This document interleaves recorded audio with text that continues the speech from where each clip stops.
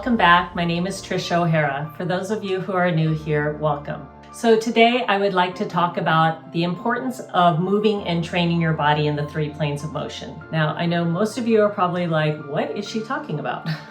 So I'm going to explain. The body moves in 3 planes of motion. These 3 planes are, the first one and the most common one that we spend almost every day of our life in is known as the sagittal plane. It's a vertical plane that cuts the body into left side, right side. So layman's term for you to understand, that's any kind of movement that's like flexion extension. So if you're getting out of your car, if you're sitting down at your desk, if you're standing up, if you're running, walking, cycling, on the elliptical, if you're in the gym doing bicep curls, if you're doing squats, it's anything that's kind of that flexion extension. And we spend most of our days in that plane of motion. The second plane of motion is known as the frontal or the coronal plane. It is vertical plane again that cuts the body into anterior and posterior, which is cutting the front of the body with the back of the body, so anterior, posterior. And that's any kind of movement that's sort of side to side lateral or adduction, abduction if you're thinking of like the gym. So it's anything that's kind of moving that side to side movement. In sports, you could think of like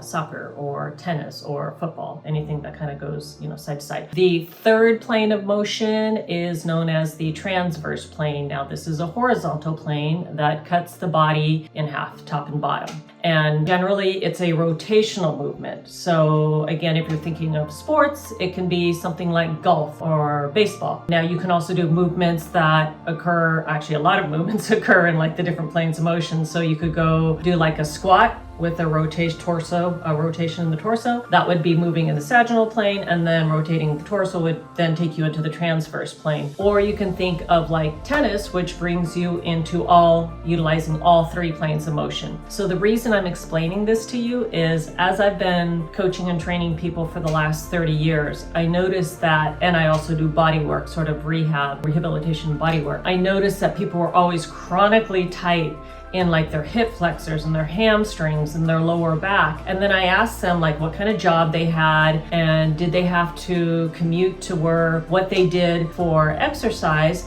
And I found like they spent 95% of their day in the one plane of motion, sagittal plane. So what happens is when you just are in that one plane of motion, they would, like for example, they'd have a job where they're sitting, like tech job, whatever, sitting in front of a computer. So they're in that seated flex position. But before that, they had an hour commute to get there. So they're sitting in the car in that flex position. Then they would decide to go to the gym or go home, get on their Peloton. So then they're exercising in that plane of motion. And so they're not even utilizing the other planes of motion. And because I do rehab, I notice a lot of times when people would get injured, they would actually get injured. It's not like walking up the front door, they fall and, break their leg, but it was that twisting motion. So a lot of times it was skiing, ACL, meniscus. So it was that side to side movement or it was that rotational movement. And what could have prevented that is that if they actually train their body, to utilize those other planes of motion, the frontal coronal plane and the transverse plane. So, and I've noticed now for the last 30 years training my clients with this, and just side note, as I've gotten older, my clientele have also gotten a lot older, is that I noticed that they chronically had, if they were getting injured, I was dealing a lot with like ACL surgery, meniscus, hip replacement, rotator cuff. And so when I started to train them in the 3 planes of motion, not only did they have more energy, right? I mean, it makes sense, right? Because if you're not just overloading one plane, but you're actually utilizing all 3 planes of motion, what's going to happen?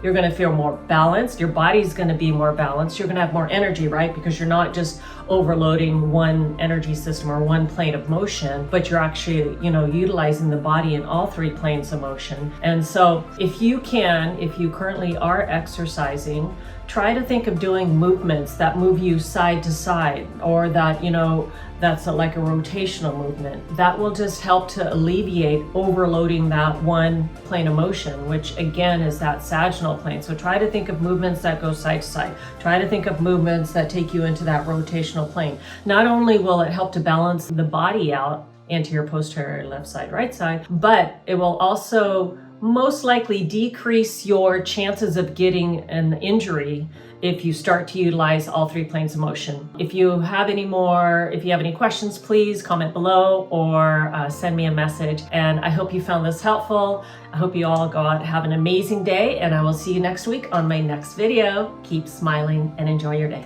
Bye-bye.